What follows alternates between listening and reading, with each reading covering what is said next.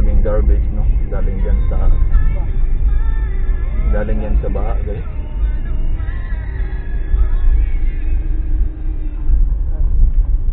So ito yung syudad na San Occidental, Oroquieta City. Ang pinakamalaking natamaan doon sa baha. So actually guys, it's not a storm, it's not a typhoon. So low pressure lang siya.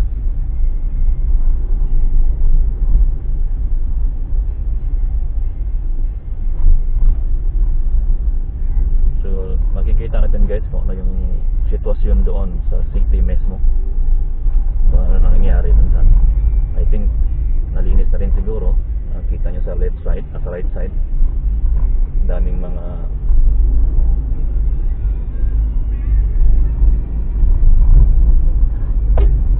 okay, we are now entering in the city. So on the right side guys, yan yung daan papuntang Tabuk Sur, ang Tabuk Norte. So doon pinakamababang area, maraming naapektuhan po dito. Kung nakikita nyo sa left side, ayan, may naglilinis pa rin guys, no? So Talik, no? Barangay Talik Hall. So grabe yung putik dahil sa baha. Okay.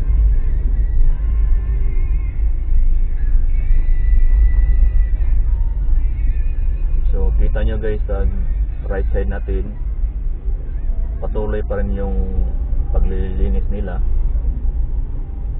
So yan, yung may nakita tayong Innova, yung mga sasakyan, yung mga garbage. Grabe guys, no?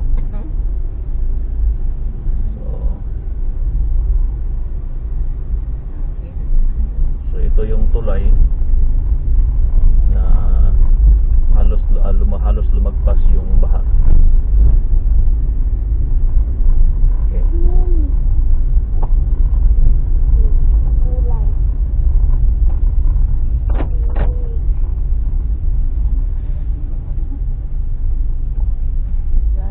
Kita nyo guys kung gaano ka taas yung tubig, baha. So just you can imagine guys yung taas ng tulay na yon. Ngayon sa magbaba tayo, siguro mga almost 3 meters yung lalim from the top of the bridge. Ito yung gasoline station. Ngayon sarado yung gasoline station dahil yan guys is halos taga deep po yung lalim ng tubig, or I think lagpas ng tao.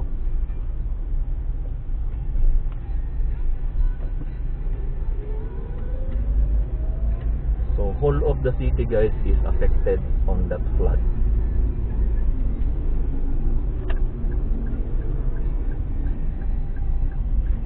Babaybayin lang natin yung highway. So ito lahat guys, no? Binaha po ito lahat.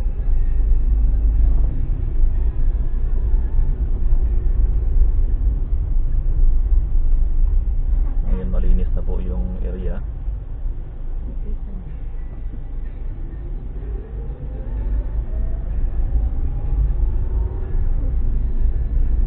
We are in Oroquieta City proper. So the DPWH worker, they are cleaning on the canal. Nilinisan na yung putik, tinanggalan yung mga putik sa canal. So ayan.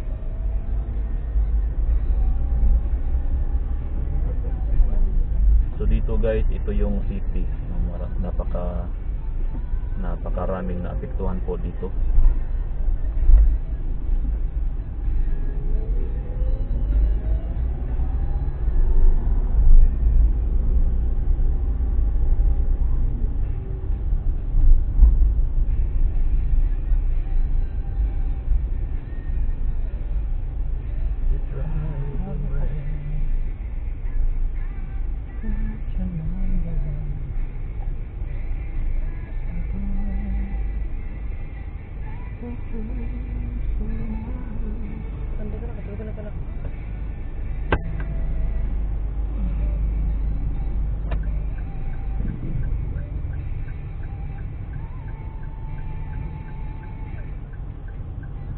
Kung nakita nyo guys, yun may excavator nagtanggal ng mga putik. Ayan, may grader din, nililikom na yung mga putik. So this is the equipment from the DPWH.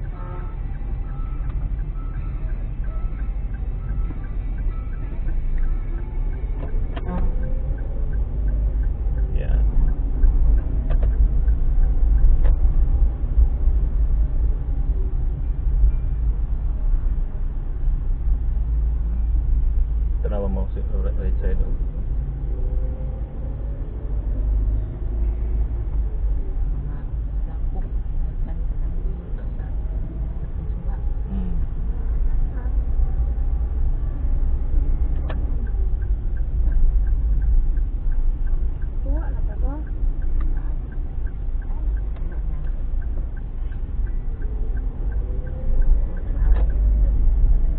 No, dia mau.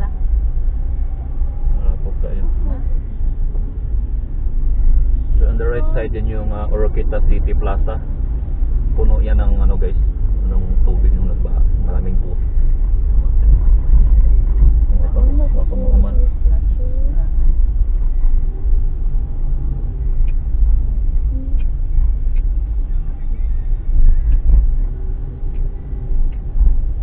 Lahat ng establishment dito, normal na yung ano nila, operation nila. Magbukas na lahat yung mga maliban dun sa nadaanan nating Shell gasoline station. Baby,